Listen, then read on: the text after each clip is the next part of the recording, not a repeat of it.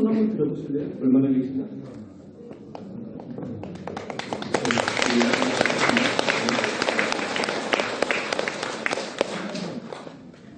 현지사에 처음 오신 거죠? 오늘 반갑습니다. 저는 현지사 교교대학 학장을 맡고 있는 일도승이라고 하고요.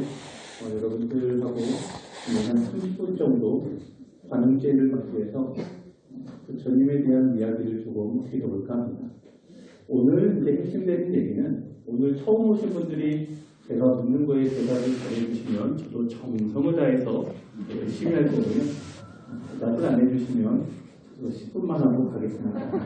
왜냐면 이 점은 좀 유념해 주시기를 바라겠습니다. 아시겠죠? 네. 이 정도면 통과입니다. 자, 여러분들 오늘 해드릴 얘기 중에 관음제이기 때문에 여러분들께서 오늘은 기존 신도보다는 처음 오신 분들을 위해서 조금 쉬운 이야기를 좀 드려볼까 해요. 이 세상을 살면서 어렵고 힘든 일을 요즘에도 만나고 있고 살아가면서 과거에도 만났고 앞으로도 저희는 만나야 됩니다. 그럴 때 무엇을 해야 나한테 이득이 되고 행복이 오느냐라고 묻는다면 여러분들은 어떻게 하시면 되냐면 오늘 잊지 마실 거 관세음 보호 살만 찾으시면 됩니다. 뭐만 하시면 된다고요? 우리 기존 신도분들 말고 처음 오신 분들은 뭐만 하시면 된다? 관세음 보살이라고 찾으시면 돼요. 옛날 얘기를 좀 드려볼게요. 뭐 오래된 얘기도 아닙니다. 그리고 우리 일상생활에서 실제로 벌어졌던 이야기도 해요. 그리고 여러분들 가정에도 현재 벌어지고 있을 일이기도 합니다. 자녀 셋을 낳으신 어머니가 있어요. 이 어머니는 장남, 차남, 이제 막내, 대문순하고 이렇게 살다가 재산을 어떤 분한테 많이 줘요, 여러분들? 오늘 처음 오신 분들 어떤 분에게 많이 드립니까? 요즘도 장남에게 많이 드립니까? 어쨌든 인연따라 이분도 장남 되시는 분한테 집도 주시고 또 차남 되시는 분한테 땅도 주셨는데 막내한테는 별로 주신 게 없었어요. 그러던 어느 날 첫째 장남하고 차남이 어머니 모시는 걸 꺼려하기 시작을 해요. 그러니까 어쩔 수 없이 눈치가 보이니까 막내 집으로 어머니가 결혼한 집으로 갑니다. 그때 그 막내 집은 결혼을 해가지고 밭을 하나 간신히 하나 마련했는데 이 마련한 밭이 크지는 않지만 어쨌든 정성을 다해서 농사짓는 딸기밭이에요.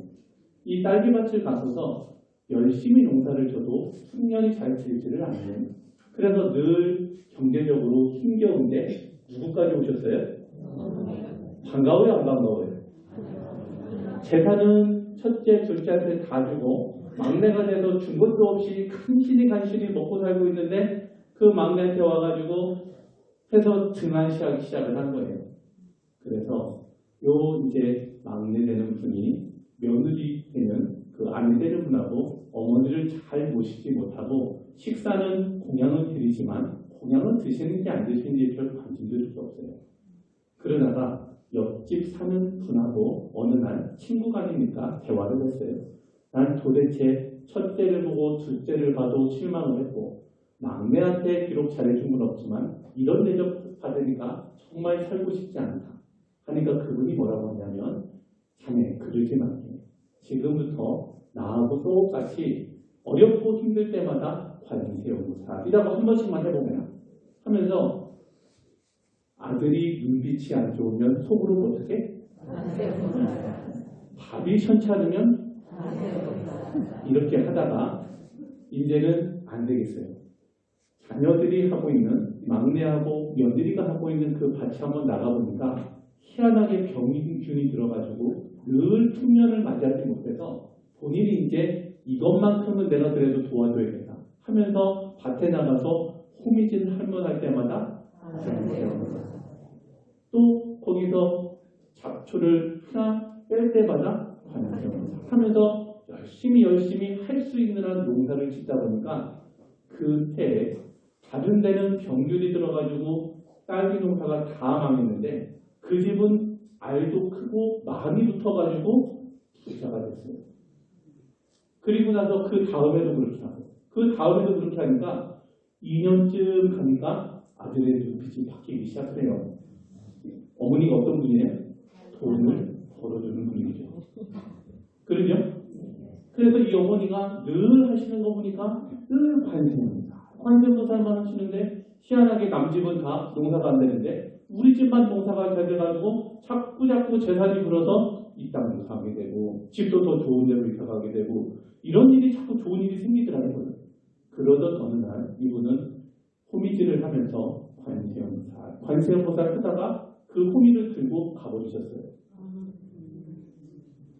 그리고 나니까 아들 며느리가 그동안에 잘 모신다고 했지만 오셨을 때 서운하게 했던 그 마음이 너무 미어지고 그때가 기억이 나가지고 이제 자기들도 이 어머니처럼 그래도 관세음보살을 하면 나도 우리도 어머니가 안 계시지만 농사를 못만 짓고 또 한 생을 살아가는데 부처님의 가피로 편안하게 잘 행복하게 살 수 있겠다라는 마음이 먹어져서 그 다음부터 이 아들하고 며느님이 열심히 절에 다니면서 관세음보살 공부를 했어요. 그래서 그 어머니 되시는 분은 하늘에 가가지고 좋은 세상에 가서 현재 지금 살고 계십니다. 여러분들 어렵고 힘들 때는 어떻게 하시나? 자, 아들이 속삭여요? 남편이 술을 많이 드셔요? 잘 하실 수 있겠죠? 네. 어려워요, 쉬워요? 우리 기존 신도분들이 중간에 방해하지 말아요. 오늘 처음 오신 분들께 말씀을 좀 이렇게 드려야 되기 때문에 두 번째 얘기 하나 더 해드려 볼게요. 한 집에 자녀가 있는데 자녀가 갖고 있는 직업이 백정이에요. 이 백정의 직업을 갖고 있는 어머니 입장에서 볼 때는 자꾸 살생을 하거나 살생을 한 걸 파는 것을 당신은 부처님은 살생하지 말라는 계율이 있어서 너무 싫어요. 그런데 이 자녀가 어머님한테 큰 소리도 잘 내고 자꾸 못 살겠더라고요. 그러던 어느 날 또 이웃집에 얘기를 들어보니까 이웃집에 아들이 참 불성실하고 부모님 말씀 안 듣고 그러다가 관세음보살님 100일 공부하니까 기가 막히게 착한 아들이 되었다는 소식을 들어요. 그러니까 여러분들 옆집 잘 줘야 됩니다. 어쨌든 그래서 이분이 관세음보살 보훈법문 경을 읽고 열심히 나도 발언을 하고 연구를 해봐야겠다 라고 해서 그날부터 할 수 있는 한 시간을 내서 100일 공부를 하기 시작합니다. 그리고 나서 99일째가 되는 날 아들이 와서 뭐라고 하냐면 저 뒷산에 관세음보살님이 계시다고 해서 제가 좀 찾아뵙겠습니다 라고 하면서 휙하니 부처님을 한번 뵙고 오겠다고 그 소문을 듣고 찾아보니까 아무리 봐도 안 계신데 밤쯤 돼가지고 절에서 내려오는 길에 한 노스님을 만나니까 그분한테 여쭤 관세음보살님이라고 혹시 아십니까? 어디 가면 뵐 수 있습니까? 라고 하니까 그분이 뭐라고 하시냐면 관세음보살님은 너희 어머니하고 똑같이 생겼는데 차이점이 뭐냐면 옷을 거꾸로 입고 있고 신발을 거꾸로 신고 계신 그분을 보면 관세음보살님이라고 생각해라 라고 하고 일단 후련히 사라졌어요. 그리고 나서 집에 와서 문을 딱 두드리니까 늘 큰 소리만 내던 자녀가 부모님을 찾는 그 소리에 공부를 하다가 이제 100일째 되는 날입니다. 100일째 되는 날 공부를 하다가 잠이 들은 그 어머니가 문을 쾅쾅 두드리면서 아들이 문 열어주시오 하니까 깜짝 놀래갖고 공부를 하다가 잠이 들었는데 번뜩 일어나서 그 캄캄한 저녁에 옷을 입다 보니까 옷을 거꾸로 입고 밖에 나가려다 보니까 신발을 거꾸로 주시고 문을 탁 열어줘요. 그 아들이 보니까 앞에 어떤 분이 계신 거예요?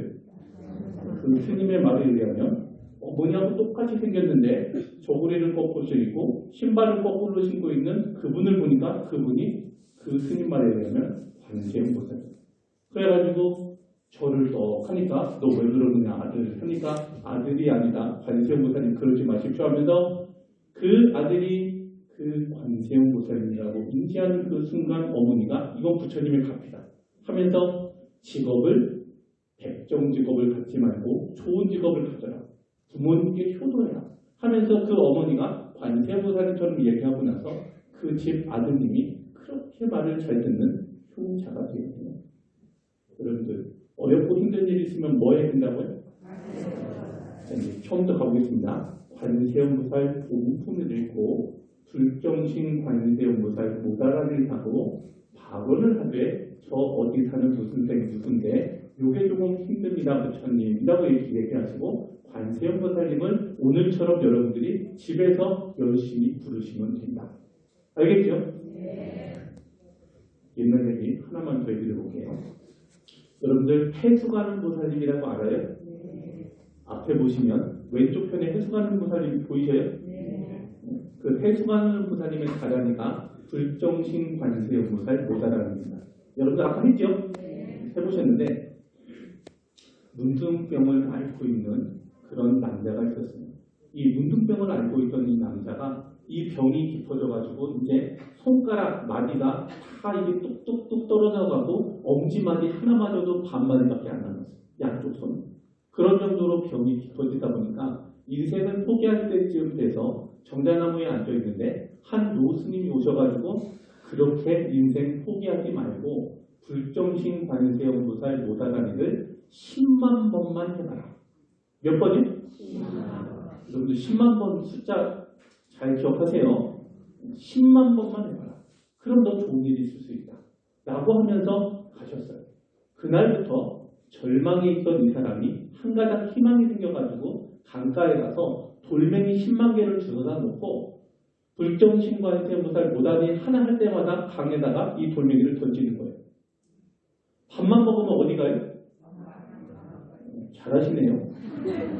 강가에 가서 불정신 관세음보살을 한 번씩 던진 게 어느덧 해가지고 전부 10만 번을 다 채운 그 어느 날 꿈속에서 너무 거룩하게 생기신 여인 같은 분이신데 우리도 보면 참 중년에 너무나 아름다운 분이 탁 나오셔가지고 본인을 꼭 껴안아 주시더니만 호령이 어디론가 데려갔는데 그 어디론가 데려간 곳이 물은 여기 가슴 파악 정도 되는데 너무나 맑고 깨끗한 물속에 풍덩 넣으면서 본인을 막 식혀주실 거예요. 그러면서 꿈이 싹 깼는데 눈을 뜨고 보니까 그 문둥병이 다 사라졌더라고요. 여러분들 원하고 바라는 일이 있으면 불정신 관세음보살 모다라니 몇 번만 하면 돼요? 자, 오늘 처음 오신 분들만 대답해봐요. 몇 번 하면 돼요? 잘하실 수 있겠어요? 네. 약속했습니다. 이 복당에선 얘기는 지켜야 돼요. 그래서 여러분들이 한 생을 살아가는데 염불, 어렵게 생각하실 게 아니라 어렵고 힘들 때마다 그 부처님을 간절히 부르시는 걸 염불이라고 합니다. 오늘 여러분들이 부처님께 가피를 받았는데 여러분들이 가피를 받은 모습을 제가 조금만 설명을 좀 드려보면 염불삼매라는 저희 현이가 큰 스님의 염불삼매라는 수행일기가 있어요. 거기 수행일기에 관세음보살님께 직접 가피를 받은 내용은 이렇게 적혀 있습니다. 여러분들이 오늘 받은 가피기도 해요. 여러분들 천수천안이라고 들어봤어요? 천수천안 관세음보살. 관세음보살님 눈이 청개고 손이 청개고 비정상적으로 생긴 이런 분들이 아니고요. 부처님께서 본불이라고 하는 정법명왕 부처님, 관세음보살의 불호 부처님의 이름은 정법명왕 부처님입니다. 자, 처음 오신 분들 한번 따라해봐요. 다시 시작. 정법명왕 부처님이 관세음보살님의 부처님 이름이래요. 이 관세음보살님의 본불이 1000명의 당신하고 똑같이 생긴 분신, 우리는 화신이라고 표현을 하는데, 화신불이라고 표현하는데, 당신하고 똑같이 생긴 분신을 1000명으로 납두는 걸 좋아하세요. 여기까지 이해가 되죠? 자, 이 정도 아시고 한번 들어보면 염불삼매 경지는 최고 경지였다. 정법명왕불 관세음보살님 같은 모습으로 1000명을 납두어 내 머릿속에 감누수 쏟아부어 씻어낼 때 발끝, 손끝으로 검은 습과 기가 빠져나간다. 시루에 물을 넣으면 쉽게 빠지듯 오랜 시간 정수리에 감누수를 쏟아부었다. 1000명 관세음 보살님들은 모두가 빛이 되어서 내 거짓 몸뚱이 털구멍으로 들어가니 내 몸속도 거울 같았다. 아름다운 영롱한 빛들, 깨끗한 감무수가 투입된 몸과 마음은 태양처럼 밝았다. 너무 엄청난 광경을 보았고 내가 빛이 되어가는 모습에 감격해서 그만 눈물이 비오듯 뚝뚝 떨어졌다. 얼마나 가벼운지 허공을 나는 듯 했다. 여러분들 오늘 이렇게 가피 받으신 겁니다. 가피가 뭔지 좀 알겠죠? 처음 보신 분들은 이런 게 가피구나. 내가 관세음보살님을 찾으면 그런 부처님이 현신하셔서 이렇게 깨끗한 빛을 투입해서 나를 업장소멸해 주시니까 일이 잘 된다고 하는 거구나. 이런 정도 아실 거고, 관세음보살님은 우윳빛 피부를 지니고 계시고 손가락이 길쭉길쭉하며 손가락 끝이 가늘고 아주 예쁘게 생기셨다고 그래요. 시원스러운 눈빛을 지니시고 무척 아름다운 모습이고 미소를 지을 때는 입속이 뽀얗게 드러나는데 키는 크고 몸매도 딱 보기 좋은 귀풍 있는 모습이다. 남자로 놔두시면 더할 수 없이 잘생긴 미남이고 여자로 놔두실 때는 더없이 아름다운 미인의 모습이다. 내가 본 관세음보살님은 거의 여인 모습이었는데 40대나 50대 100의 여인상이다. 큰 행사를 하실 때를 보면 황금색 장삼에 빨간 대가사를 정복으로 입으시고 그때는 남자의 모습을 하고 계신다. 관세음보살님 좀 상상이 좀 되죠? 여러분들 정중앙을 기준으로 왼쪽에 불상으로 계신 해수가는 보살님은 하늘하늘한 드레스식 옷 같은데 화관을 쓰고 계시고 옷 색깔은 연한 미색이시다. 감루병을 들고 계신 모습이 자주 보인다. 또 여러분들 이렇게 오른쪽에 보이신 분이 관세음보살님의 우보처이신 육관음보살님이시거든요. 팻말 보이시죠? 육관음보살님. 머리에는 두건을 쓴 것이 특징이시고 옷은 연한 미색이고 두건과 통일되어 있고 승복보다 더 예쁘게 생겼다. 버들가지를 많이 들고 다니기도 하십니다. 관세음보살님은 주로 정통 한복을 입고 많이 다니시는데 연한 미색의 모습이다. 비녀는 칠보색으로 빛이 난다. 손에는 감루병을 들고 계시고 버들가지를 사용하기도 하십니다. 육관음보살님은 6명으로 주로 나타내는 모습을 많이 보이기도 하시는데 오마 가로니가 사바라는 진원을 외우고 계시기도 하다. 또 해수관음보살님은 감루들을 많이 쓰시기도 하고 눈으로 모든 것을 해결하는데 빛으로 웬만한 건 다 할 수 있는 위실력을 지니고 계시다. 그래서 이분들을 찾으시면 여러분들이 아까 해수관음보살님 가라니를 많이 하시면 이런 부처님 불보살님들이 현신하셔서 여러분들이 금생을 살아가는 모습을 즐겁고 행복할 수 있게끔 많이 도와주신다는 겁니다. 자, 여러분들 좋은 글 중에 이런 글이 있습니다. 제가 기존 신도분들한테는 몇 번 말씀을 드리기도 했지만 처음 오신 분들이 많다고 하셔서 한번 읽어보는데 여러분들한테 꼭 필요한 이야기가 들려드릴 겁니다. 인간사라는 제목입니다. 인간사. 벌이 꿀을 애써 모아놓으면 자신은 먹지도 못하고 사람이 빼앗아 가듯 사람도 동분서주하며 재산을 모은 데만 급급하다가 한번 써보지도 못하고 죽고 나면 쓰는 사람은 따로 있다. 새가 살아있을 때는 개미를 먹는다. 그런데 새가 죽으면 개미가 새를 먹는다. 시간과 환경은 언제든지 변할 수가 있다. 당신 인생에서 만나는 누구든 무시하거나 상처를 주지 마라. 지금 당신은 힘이 있을지 모른다. 그러나 기억을 해라. 시간이 당신보다 더 힘이 있다는 것을. 하나의 나무가 100만 가의 성냥개비를 만든다. 그러나 100만 개의 나무를 태우는 데는 성냥 한 개비로도 충분하다는 것을 알아야 합니다. 오늘도 내가 건강함에 감사하고 오늘도 내가 숨쉴 수 있음에 감사하고 오늘도 내가 누군가를 만남에 감사를 하고 감사가 넘치다 보면 우리의 삶도 저절로 행복해집니다. 감사하고 또 감사하다. 감사하다 보면 감사할 일만 자꾸 생깁니다.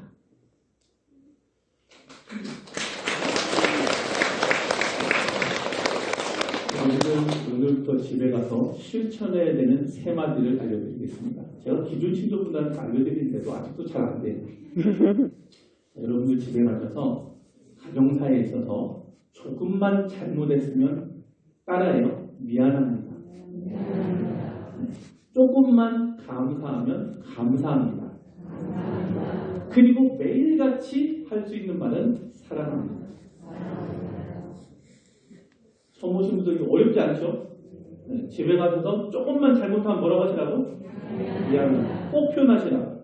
조금만 내가 감사할 일이 있으면 감사합니다. 그리고 평상시에 어떻게 하시라고? 자, 여기에 한 개만 더 추가를 해보겠어요. 여러분들 보시라고 알아요? 보시. 어느 날 부처님께 어떤 청년이 찾아가서 세상 일을 살아가는데 한 일도 안 되고 무엇인가 세상 잘 살기가 너무나 어렵습니다. 왜 그럽니까? 라고 하니까 베풀지 않아서 그렇다. 그러니까 그 청년이 하는 말이 저는 돈이 없는데 라고 하니까 부처님께서 지금부터 이것을 베풀라 하면서 첫 번째 베푸는 게 여러분들 얼굴로 베푸는 겁니다. 얼굴로 어떻게 하면 베풀 수 있어요? 잘하시네요. 미소를 띄워보는 겁니다. 자, 오늘 처음 오신 분들만 웃어보겠습니다. 잘 웃어지죠? 네. 여러분들 이게 왜 보시가 되냐면 웃는 모습은 상대방을 좋게 만들지 나쁘게 만들지 않아요. 반대로 찡그리고 있으면 상대의 기분을 상하고 경계심을 주기 때문에 그것은 상대를 불편하게 만드는 겁니다. 그래서 웃는 거, 미소 짓는 게 보시가 되는 겁니다. 이해가 되죠? 네. 자, 여러분들 연습해 보겠습니다. 웃으면서 사랑합니다를 해보겠습니다. 여러분 잘 안 해보셨죠?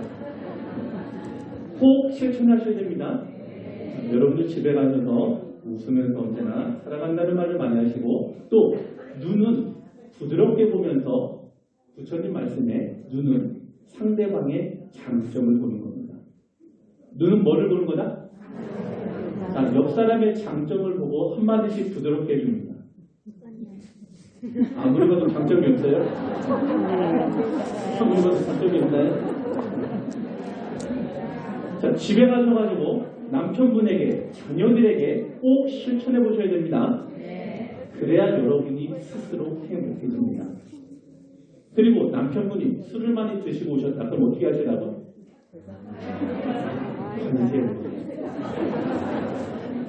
알겠죠? 자녀가 게으름을 피운다. 어떻게 하시라고? 그래서 여러분들이 마음에 힘겨움을 스스로 담지 마시라. 그래야 여러분들이 밝게 살고 건강하게 사실 수가 있습니다. 어쨌든 말로는 언제나 부드러운 말투를 쓰시는 거고 언제나 말할 때는 상대의 칭찬하는 말로써 자꾸 하는 습관을 들여야 여러분들 가정이 편안하고 안락해집니다. 그리고 몸으로는 항상 조금은 희생이 될지 몰라도 나로 인해서 상대가 편안함을 줄 수 있게끔 자꾸 여러분들이 노력을 해주셔야 됩니다. 그리고 마음은 언제나 착한 것은 받아들이고 나쁜 것은 버려야 되는데 이것을 부처님은 처음 오신 분들 한번 따라봐요. 법 아닌 생각이 일어나면 기존 친구들과 같이 해봅니다. 법 아닌 생각이 일어나면 손에 불덩이를 쥔 듯 놔버린다. 놔버려라가 부처님 말씀인데요. 그래서 좋은 생각은 자꾸 받아들이고 나쁜 생각은 자꾸 버리는 연습을 해야 여러분들이 행복해집니다. 더불어서 아침에 일어나면 숨을 들이쉬면서 아 행복하다. 한번 해봐요. 숨을 들이쉬면서 아 행복하다. 숨을 내쉬면서 아 감사하다. 잘 돼요? 네. 언제 하시라고? 아침에 눈 뜨면 요거부터 하시라고. 숨을 들이쉬면서 어떻게 하라고? 숨을 내쉬면서 감사합니다. 여러분들 연구를 기준으로 오늘도 내가 눈을 뜨고 숨을 들이쉬면서 부처님 연구를 할 수 있다는 그 행복감을 젖어있는 상태에 감사하다. 행복하다. 들이쉬고 내쉬면서 짧게는 또 조금 폭넓게는 함께하는 나의 가족이 있어서, 또 내가 잘 수 있는 집이 있어서, 또 내가 먹을 수 있는 충분한 양식이 있어서 나는 참 감사하고 행복한 사람이라고 이렇게 사는 사람. 우리 부처님은 적은 것에 만족할 줄 아는 사람이 부자랍니다. 누가 부자라고요? 감사합니다. 적은 것에 만족할 줄 아는 사람이 부자랍니다. 1000억을 가졌어도 1조를 가진 사람을 따라가려고 늘 욕심만 내는 사람은 인생을 불행하게 사는 겁니다.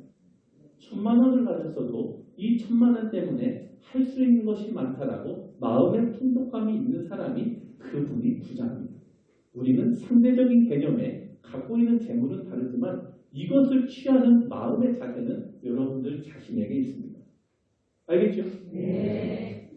그렇게 좀 꼭 해주시고, 또 한 가지 꼭 해주실 때 여러분들은 부처님이 이런 전각을 찍는 이유는 나쁜 짓 하지 말고 착하게 살으라는 가르침을 널리 펴기 위해서 그렇습니다. 우리가 여러분들 어떤 사람이 착한 사람이고 어떤 사람이 나쁜 사람이에요? 이게 구분이 되나요? 네. 저한테 질문도 많이 해요. 착한 게 도대체 뭡니까? 부처님 착하게 살으라고 하시는데, 여러분 완벽한 정의는 아니지만 이렇게 정의하면 틀리지는 않을 거예요. 나로 인해서 상대가 기뻐하고 있으면 착한 사람이에요. 나로 인해서 상대가 힘겨워하고 있으면 나쁜 사람이에요. 알겠죠? 네. 여러분들 집에 가서 착한 사람이가 나쁜 사람입니까?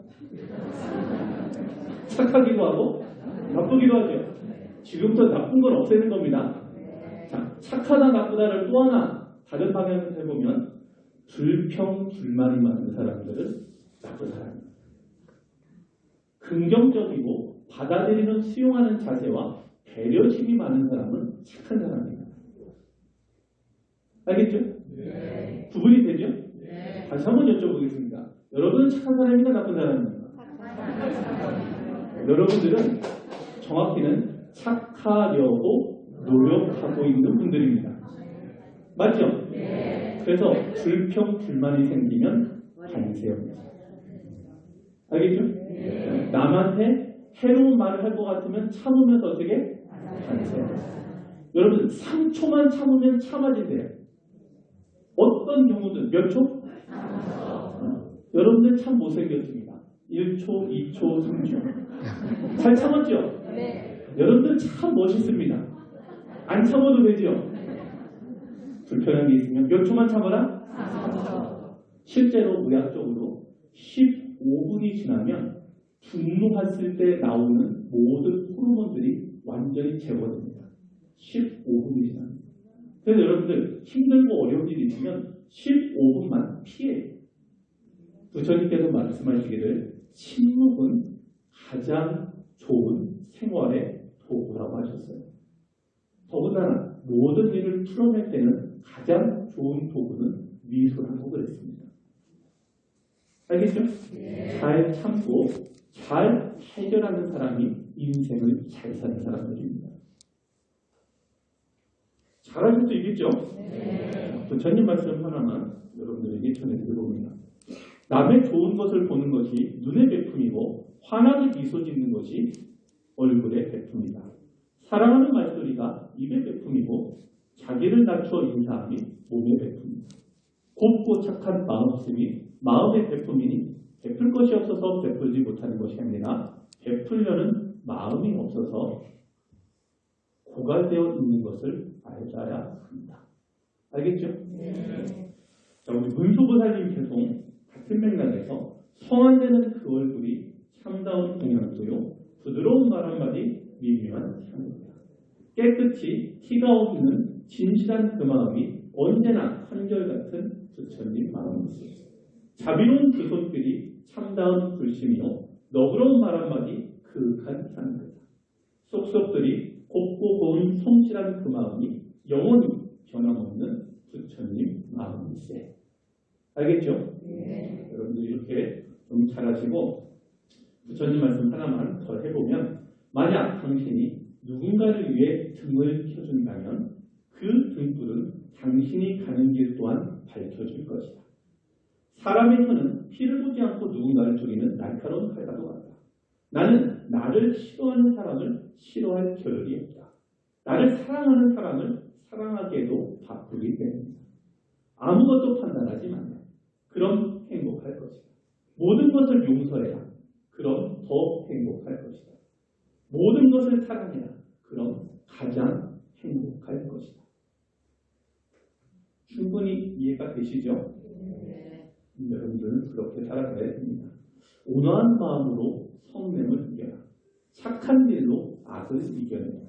베푸는 일로서 인색함을 이겨내라. 진실로서 거짓을 이겨내라. 이것이 착한 사람이다. 여러분들, 제가 여러분들한테 해드릴 얘기는 너무 많은데요. 벌써 시간이 다 됐네요.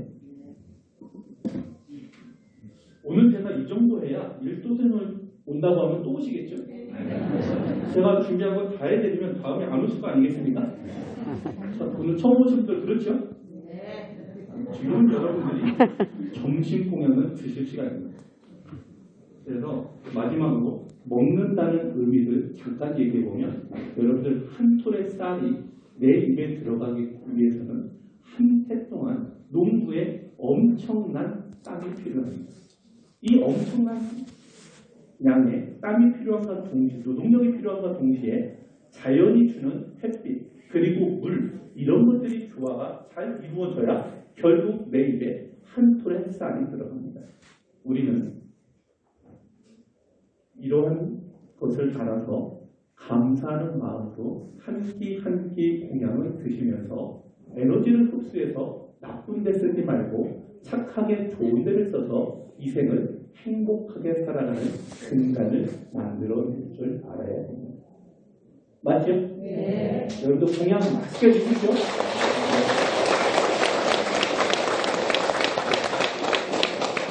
연불 잘하시는 겁니다. 네. 오늘 특히 처음 오신 분들, 네, 저는 다음에 2년 따라 또 뵙겠습니다.